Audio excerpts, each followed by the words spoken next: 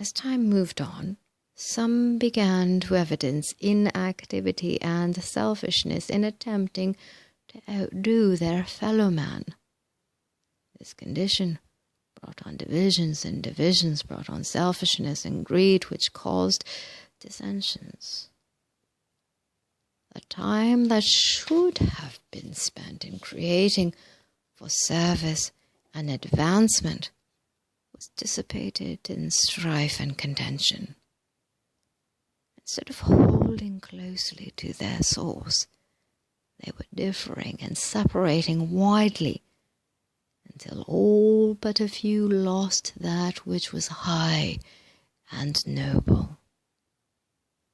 All but the few let go of their security and protection. This caused a vortex to gather around the planet. Instead of holding to the perfect patterns of the divine, whereby they could have accomplished a complete universe of divine attributes upon divine planets, they gave way to such an extent that when the next outburst occurred, it was so enormous that when the nebula was consolidated, the resulting planet was larger in mass than all of those which had previously come forth. Thus, the great planet Jupiter came forth. The excess energy given out was so gigantic that it swept Saturn out of the cradle orbit into the orbit now occupied by Mercury. The outburst was so tremendous, and the solar system so filled, that great quantity of asteroids formed, arrayed, and aligned themselves around Saturn. Being of different polarity, they could not coalesce with Saturn. Thus, they were independent, and their only alternative was to align themselves around the pattern of Saturn as bands of asteroids. As such, they are commonly called the rings of Saturn. Some of these asteroids are as large as planets.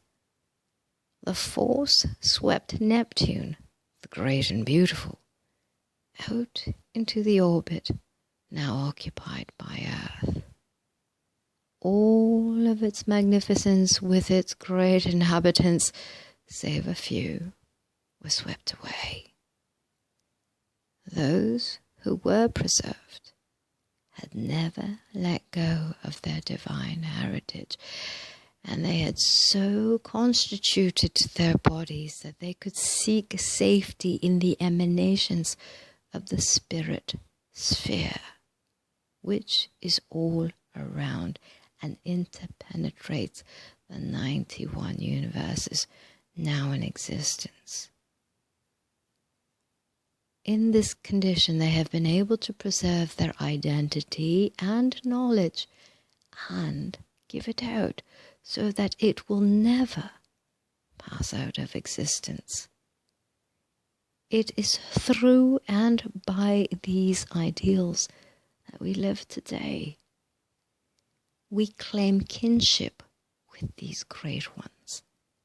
They compose the root race of humanity. By them, the ideals of humanity have been preserved, and the Godhead of man has been maintained.